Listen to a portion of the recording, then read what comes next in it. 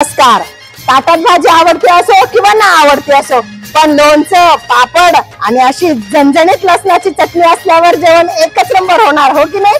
म्हणूनच आज आपण बघणार आहोत झणझणीत लसणाची चटणी। चला तर मग रेसिपी सुरू करूया।